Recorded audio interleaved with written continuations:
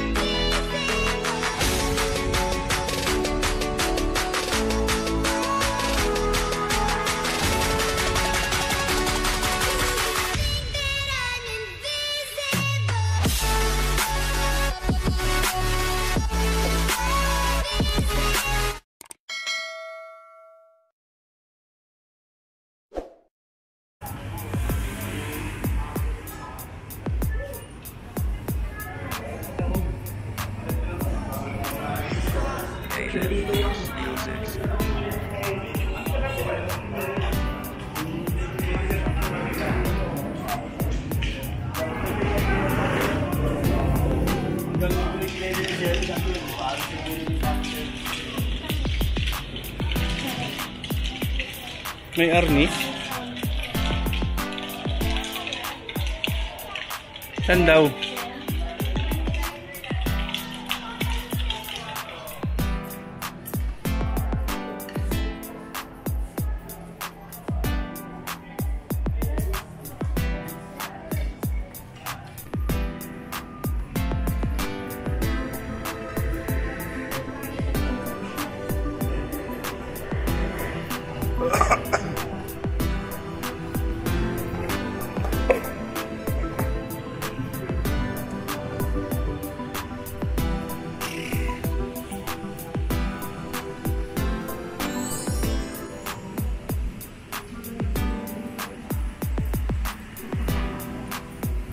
Asia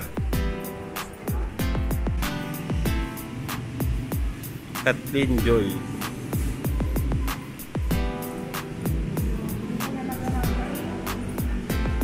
Di pagaling na yan.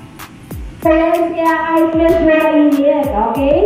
So, science students, so I would like you to welcome here in Rizal National Science High School.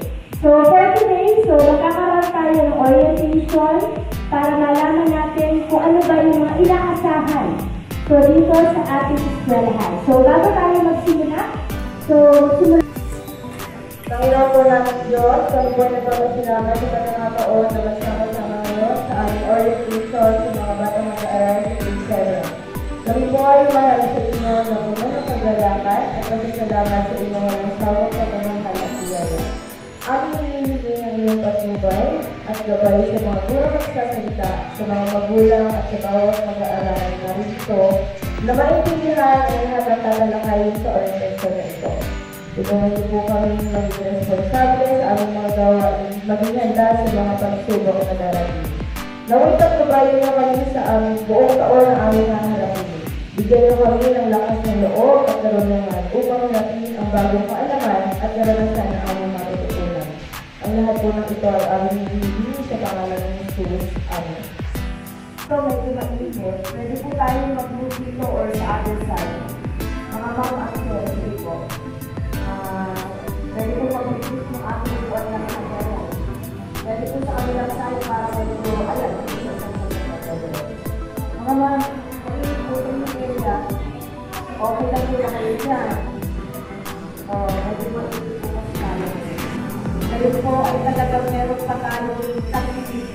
Kaya medyo super easy talaga sa ating lugar. Ano po? So, I hope nakaka-adjust po na pinilitin ang ating mga magulang at ang ating mga bata na mag-grade 7 dito sa Rizal National Science High School. Good morning po muli sa inyong lahat. Good morning! Ayan. Tingnan ko po muna kung sino-sino yung ating mga attendees. Sino po dito ang nagmula sa bayan ng Alahala? Wala po. How about Pililla? Meron po bang taga-Pililla dito? Wala rin. Meron po bang taga-Tanay? Tanay? Wala. Bilang oras dito. Sige po, may I request po na tumayo ang taga-Bilang oras. Wow! Super dami ng taga-Bilang oras. good to see, and good to meet po lahat ng mga taga-Binamonan. Ibig sabihin, magkakapit-bahay na po tayo. Ano po? Kapit-bahay na po namin kayo. So, thank you very much po sa mga magulang at sa mga bata na mga this morning para po makita ninyo anong community ang papasukan ng aking anak pagdating ng school year 24-25. And all of us here, from all the teachers and non-teaching personnel, lagi po kami handa na magsilbi sa lahat ng mga pang-akademiko, pangangailangan ng inyong mga anak. And alam po namin na ang support po ninyo sa kanila ay todo-todo. So with the help of teachers and parents, then we will be producing good children, learners of Rizal, who will usually compete in the different competitions. And they are always ready to show and showcase what talents they have. Ang mga bata po kasi dito, hindi lang pang-academico. Pang-sports pa sila, pang-music, lahat halos pang-teatro. Wala pong nawawala sa inyo. Kapag ka meron silang skills, nakikita po nila talaga. So, sa inyo pong lahat na nandito ngayon, isang mapagpala at magandang umaga po. Welcome to 2024 orientation here at Rizal National Science High School. Muli po sa inyong lahat, magandang umaga. Okay, so ang ating pong susunod na speaker is for our junior high school curriculum and grading system. Solar powered po si ma'am, kaya ganyan siya ka-energy. Pag malaki ng panahon, hindi siya ganyan ka-energy. Dahil mainit, solar powered siya. Ayan, ganyan siya ka-energy. Good morning po. Muli ko pinapakilala ng aking sarili. Ako po si Mr. Rodo Arada Jr. Nakaka-pressure yung sinabi ko. Ako po ang pinakagawa ko siguro dito. Sige, pakakatawa lang pala. Rodo, mukha na lang. Okay, joke lang. Marami pong moving teacher dito. So, bago natin simula, maglaro muna tayo. Bibigyan ko kayo ng class 5. Kasi math teacher po ako. Class 5. Nakasabi ko yung teacher nyo ngayon. Class 5 sa math. Okay. Laro tayo. Babasahin akong vision or vision ng ilang company. So, hulaan nyo kung anong company yun. Okay lang ba? Gusto ko yung estudyante yan sasagot baka po. Bawal pong bulungan ng anak. Mga mother and father. Mami and daddy, bawal bulungan na. No coaching. Ang mag-coach, papailan si Coach Steve Cole ng Mileta. Okay po ba? O sige, basahin niyo yung una.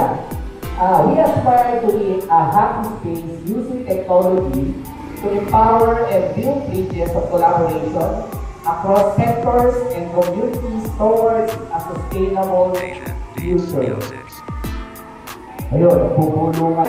In a clean, pleasant setting that caters to all conscious, health-conscious people. Ayun.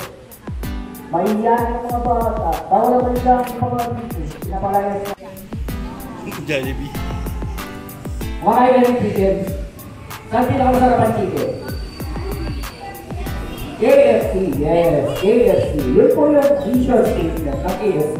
Katulad po ng mga companies na yan, kami po dito sa Bakalan ay meron din. I-represent ko po sa inyo.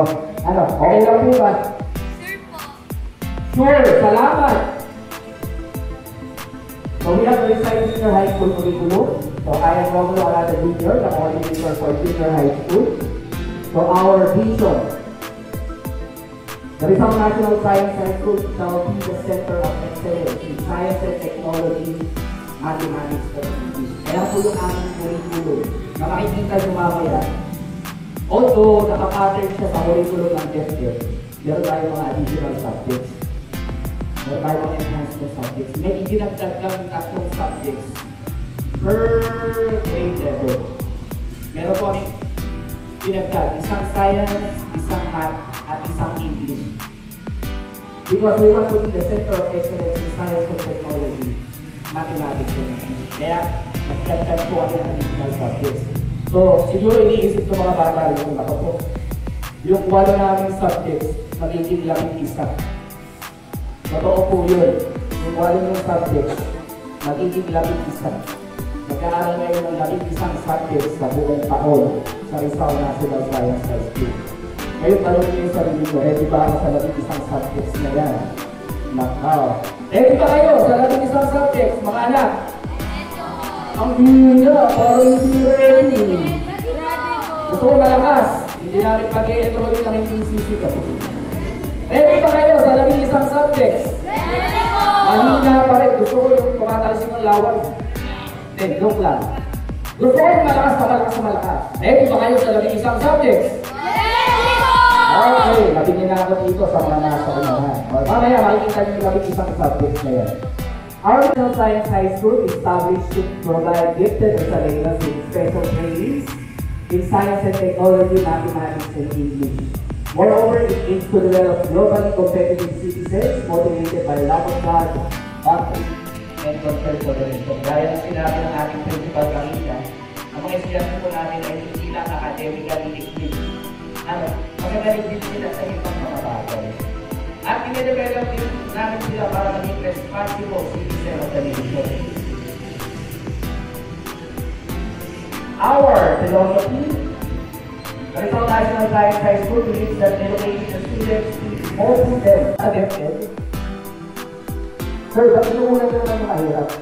Hindi po mahirap yun. Okay, mag-alala. Kapag galing ng mga teachers natin sa math dito. Meron ba teachers ng math dito? Wala, may tago.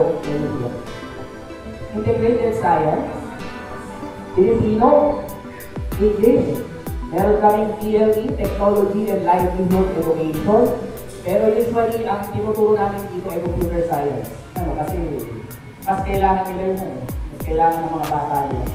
Kasi Science High School tayo. Edukasyon sa pagpapakatao, ESP. Meron din yan ng elementary, tama ko? MAPE, Music, Arts, PE, and Health. And aralin panlipunan. Ito na yung tatlong additional subjects. Sa grade 7, it is a choice of journalism or the Korean language. Pwede kayo mamili. So, later on, magtatanong kami ano gusto nyo, journalism or Korean language. Meron kami special program na Korean language. Earth Science and Elementary Algebra. Napakadali nyo, Elementary Algebra. Ayaw yung pag-aralan na nakatikip yan. Kaya alam ang bulan nyo, hindi ko lang kung tama yung sagot nyo. Okay na po ba? Yan po yung mga pag-aaralan mo. This coming school year. Sa mga susunod, you have the grade 8 subjects. Integrated Math. Yung AP and ESP, written words, 30%, performance task, 50%, and quarterly assessment, periodical test po ito yung quarterly assessment, periodical test, 20%. Hamo po yan sa DepEd. DepEd po kami sinusunod. Kung gusto nyo makala yung grading system na yan, makikita nyo sa site ng DepEd. Yan po yung grading system namin. For Science and Math, 40% written works, 40% performance task, and 20% quarterly assessment. And then for MAPE and TLE, meron tayong 20% written works. Performance rate sa mga subjects na ito, kaya mataas ang percentage ng performance task. Kasi sila yung nagawa ng mga programs dyan, magsasayaw, kakanta, performance based ang mga subjects na to. Kaya 60% ang performance test. And 20% ang periodical test or yung quarterly assessment. Again, makikita nyo po ito sa site ng DepEd. Yung po yung sinusunod natin. Okay na po ba? Okay. Ipapakita ko grade.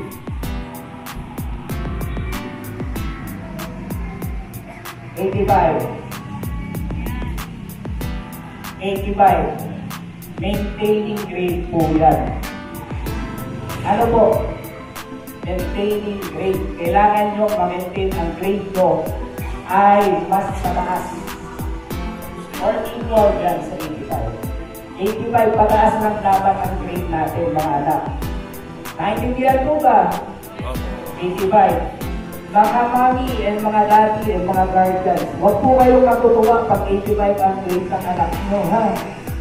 Kailangan nyo pong kausapin ng teacher pag 85 ang grade ng anak nyo. Kasang-awa po yan sa atin. Nagkakaintindihan po ba tayo? Baka pag dumating yung card ng anak nyo, 85, okay, 85. Hindi po, wag po sana. Hindi tayo masatisfy dapat dyan sa 85. Dapat about 90 yung gusto natin, dapat may gano'n. Hindi dapat tayo nasasatisfy sa grade na ito. Sir, paano po pag hindi 85 yung grade ng anak ko? Mas mababa sa 85. Ano po mangyayari sa anak ko? Hindi ko alam. Sige, papakita ko. 79. Sir, ano mo yung number na yan? At ang grade ng anak mo ay, ang nakuha niya ay 79 pababa. Kung ano mang quarter yan, sa kung ano mang subject, siya po ay aalis na nag-aaral. Automatic. Ano po, naintindihan? Halimbawa, pumasok siya, first quarter ng grade 7, ang nakuha niyang grade ay 79 or mas mababa sa 79. Automatic po. Sorry. Kailangan mo lang umalis. Nagkakaintindihan po ba tayo? Yes, po. So, wag na wag itong 79 pababa. Sir, paano po kung 80 to 84? Kasi 85 ang maintaining grade natin, tama ba?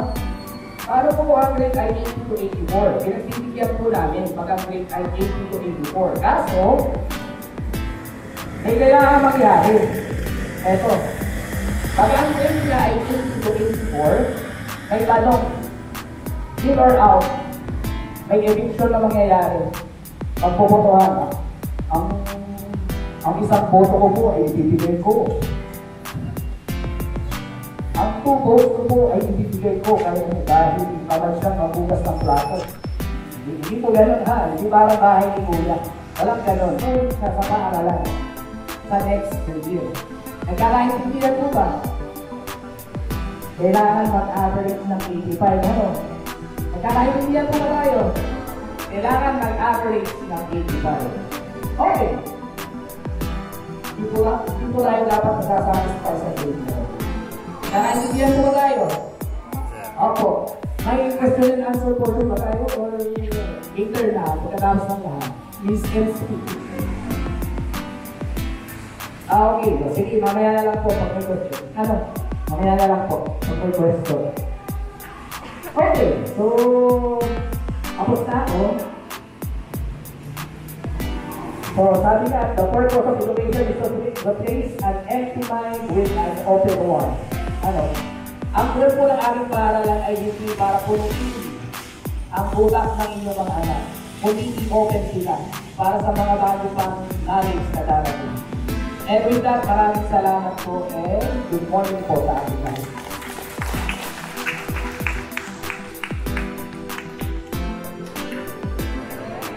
Good morning!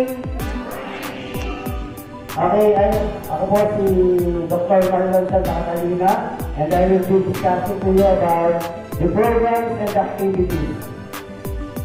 Okay po, sa mga hindi po nakakakilala sa akin, ako po yung nagtuturo ng robotics sa Rizal Science.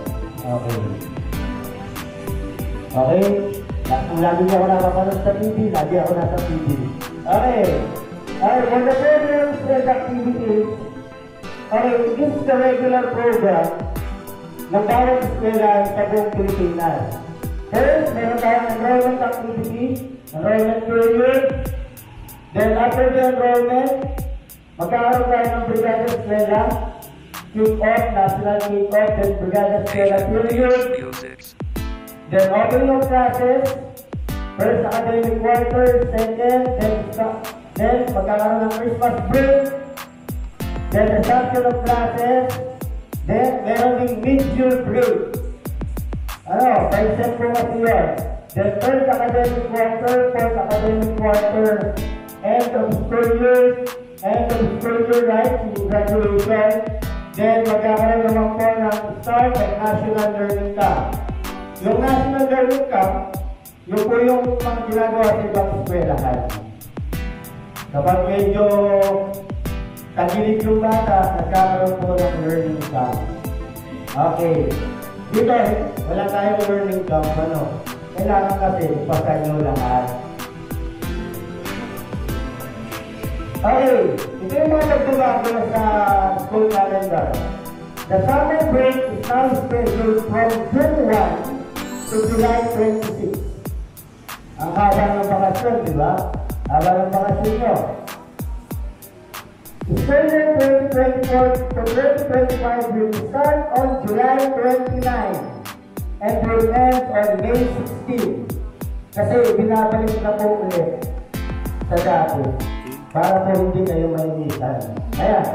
The department also adjusted the schedule of the school activities with third quarter examination to be held. Ito na po yung mabago.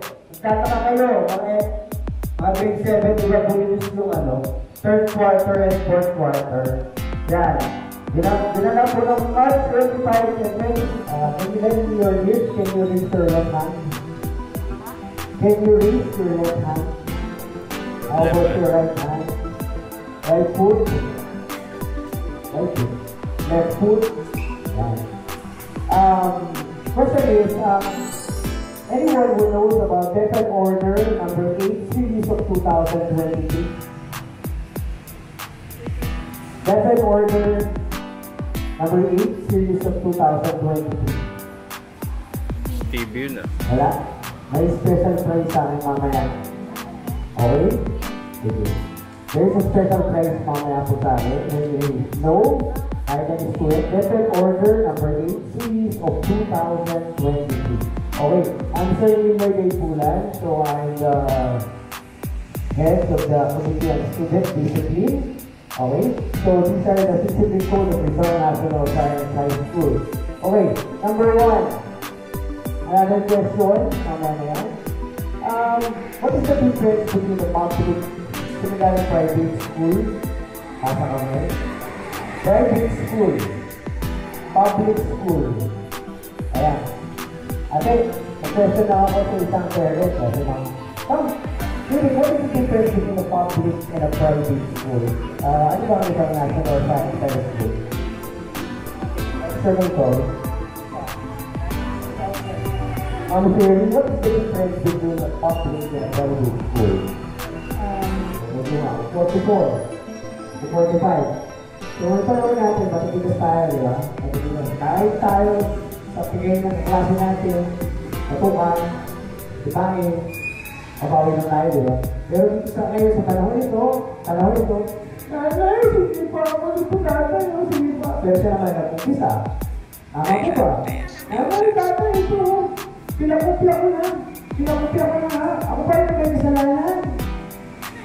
Okay? Nanay, tatay, ito, ginawa ko muna yung tenga. Kasi dalang-dalang ako sa tenga. Kung silang pala ko. So, yung mga terms na gano'n. Okay, next one. So, we stop the bullying. Next one, separating the students involved. Then removing the victim. And next one, ensuring the victim safety. We will report it to the professor, then to the principal. And bring the bullying to the guidance office. We have also guidance office. Ano po? Guidance office has guidance coordinator. Okay? Next one. Ayan. So, ito po yun. Lahat.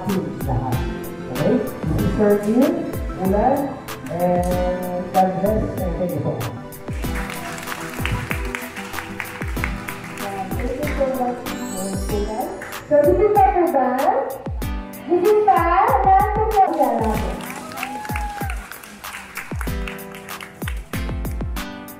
Ayan, magandang umaga po. So, nagkakaroon ng technical difficulties. Lagi naman natin sa ginagamit. Alright, so, as you all know, I'm Miss Dadas G. Ramos. So, I've been here in the school for 10 years already. Mga 10 years na po dito. And I'm primarily, I'm a mathematics teacher here. So ako po ay magiging math teacher nila sa grade 8. Okay, so in a while, siguro, in the coming days, lalo na sa regalo eskwela, makikilala niyo po yung mga advisors nila and subject teachers, no? So, hopefully, excited kayo for that. Now, ayan. Now, my topic is all about, this is a very important topic, na kasunod ng discipline code na didiscuss ni Sir Neil sa atin. Okay? So, any concern, iparating niyo po sa kanila. Gaya naman po ako na expose. Tatandaan mo, katulad kasali sa provision na to ang confidentiality kasi yan po ay karapatan ng bawat bata. So, ang pinakatama, sabihin muna, i-report kanino po kay advisor. Now, yung advisor po, it is his or her responsibility na i-assess yung situation, pagkaya pang pag-usapan, magkaroon ng intervention, gagawin. Pero pag hindi na alam, pag hindi na ba sa unang intervention, ang mangyayari, i-escalate po. Hanggang makarating na po tayo sa kataas-taasan. Hanggang makarating na po tayo kay Lord. Okay? So, pero po, sana po mga magulang, huwag naman po sa kataas-taasan agad. Kasi pag dinala niyo po yung agad sa DepEd, ano po gagawin nila? Ibabalik na rin po sa atin. Na ano nangyari doon? Okay? Na-miss po yung tamang due process at na-late po yung justice para sa anak mo. Tama ba? Kasi pero pag kayo po ay aakyat gamit po ang hagdan dito sa dormitory. Meron pong daan-daan papunta sa second floor. Pupunta po kayo sa conference hall. Ganito po ang magiging procedure. Tayo po ay mag-enroll per town. So kung ano po yung pinag-enroll sa pinost namin na enrollment form, yun po ang inyong magiging grupo. Pag-akyat nyo po mula dito sa hagdan, first door, yung unang table, grupo po yun ng Amolo, Antipolo, Cainta, Cardona, at Taytay. Okay po? Sa second table naman po, ang daan nyo naman po papunta sa second door. Ang pila nyo po sa gitna, kayo po ay ang grupo ng Puro, Teresa, Baras, Tanay, Pililla, at Hala-Hala. Doon naman po sa third table, ako po ang upo, makikita niyo po may kasama ko isang teacher. Ang third table ay grupo po ng Binaonan at San Mateo. So, pagkatapos po ng enrollment, make sure po, tatlo po yung pinasa nyo sa enrollment officer. Una po yung enrollment form. Pangalawa po ay ang birth certificate na PSA copy, clear copy po. At ang pangatlo po ay SF9 or report card na tinatawag. Sa mga nagtatanong po kung walang available na original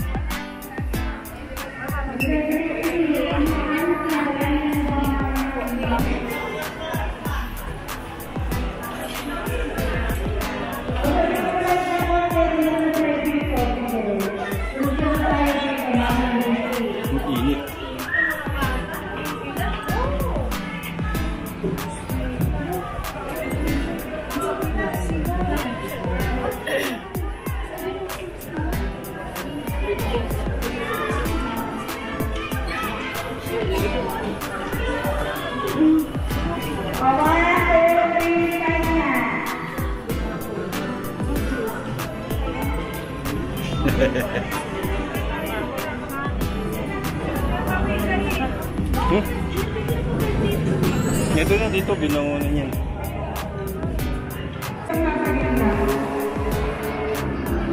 Paupo muna. Pili nyo ba ngayon? Pili time nyo ba ngayon? Pili time. O ibang subject ngayon? O yung pili muna ngayon, yun muna ang magsasayo. Ready? Ako muna. Ako muna.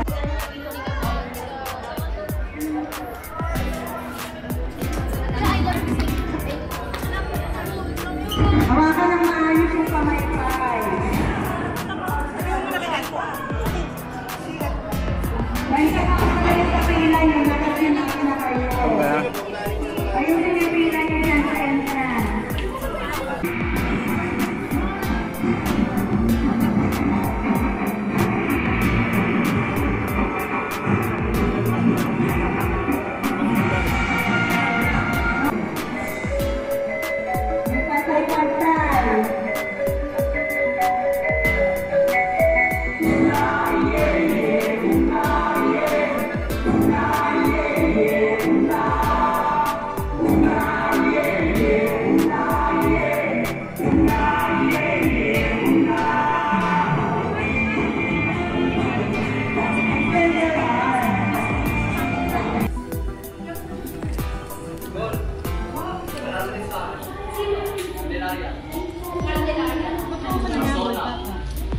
Eh,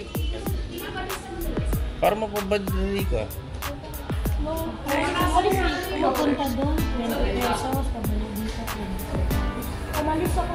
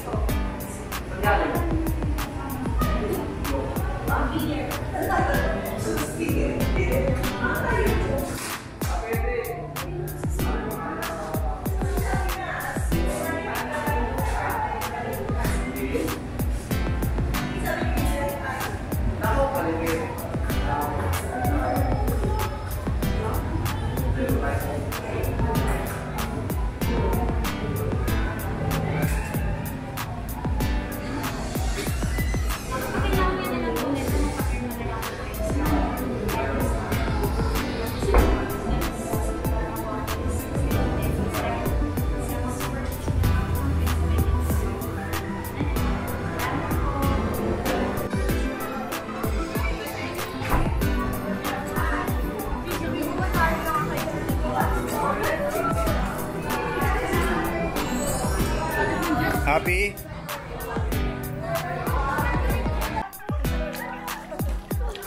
Hi guys, don't forget to subscribe, like, and share. See you later guys, bye! Yay!